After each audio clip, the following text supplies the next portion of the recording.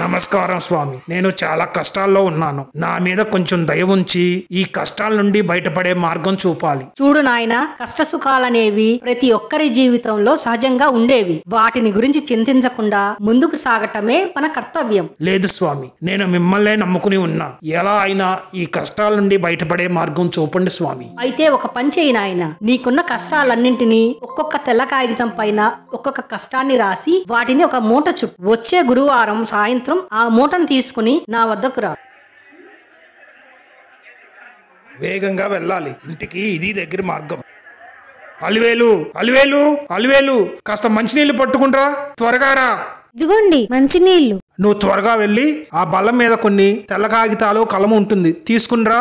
ఏంటంత గాబరాగా ఉన్నారు? ఏమైందేంటి? ముందవి తీసుకునిరా చెప్తా. కాగితాలతో అంత ముఖ్యమైన పనేంటో? ఇదిగోండి తెల్ల కాగితాలు. ఇప్పుడు చెప్పండి, ఈ కాగితాలు ఎందుకో? నేను ఈ రోజు సత్యబోధ స్వామి వారిని కలిశాను. వారు మన కష్టాలు తీరటానికి మార్గం చూపారు. కష్టాలు తీరడానికి మార్గమా? అయినా మనకంత పెద్ద కష్టాలేమున్నాయి? నీకు చెప్పిన అర్థం కాదు గాని వెళ్ళి భోజనం సిద్ధం చెయ్యి. అన్ని కష్టాలు జాగ్రత్తగా రాసుకోవాలి. 100 ఎకరాల భూమి 200 ఎకరాలు కావాలి. 200 కాసుల బంగారం 500 కాసులు అవ్వాలి.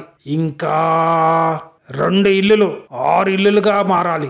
ఈ కష్టాలన్నీ తీరిపోయి ఇప్పటికన్నా ఇంకా ధనవంతుని అవుతాను. జాగ్రత్తగా ఈ మూటను తీసుకెళ్లి స్వామివారికి అప్పచెప్పాలి. వేగంగా వెళ్ళి లాభంగా రండి. త్వరగా వెళ్ళాలి. నడుస్తూ ఉంటే ఆలస్యమయ్యేలా ఉంది. లగెత్తాలి. స్వామి నమస్కారం. మీరు చెప్పినట్టే నా కష్టాలన్నీ కాగితాలపైన రాసి ఈ మూటలో ఉంచా. మంచిది నాయనా, నువ్వు కూడా నీ మూటను తీసుకువెళ్ళి అక్కడ నిల్చో. ఎవరు స్వామి వీరంతా?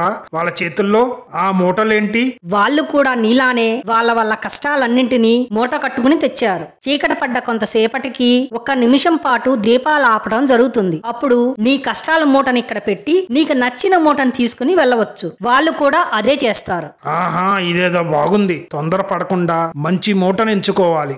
వామ్మో, ఇన్ని మూట్లా? అందరూ మీ కష్టాల మూటలతో సిద్ధంగా ఉండండి. దీపాలు ఆర్పే సమయం అయింది.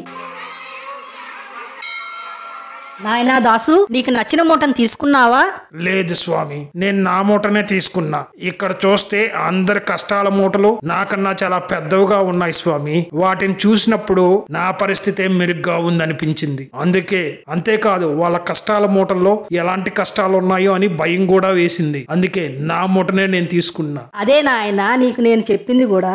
మన కష్టాల్ని మాత్రమే చూస్తే మనం తీవ్రమైన ఇబ్బందుల్లో ఉన్నాం అనిపిస్తుంది. అదే ఎదుటి వారిని కష్టాలను కూడా చూసినప్పుడు తెలుస్తుంది భగవంతుడు మన పైన ఎంత దయ ఉంచాడో అని. నిజమే స్వామి, నా కళ్ళు తెరుచుకున్నాయి. ఇక నాకు సెలవు. ఇలాంటి మరిన్ని వీడియోస్ కోసం లైక్ చేయండి, సబ్స్క్రైబ్ చేయండి.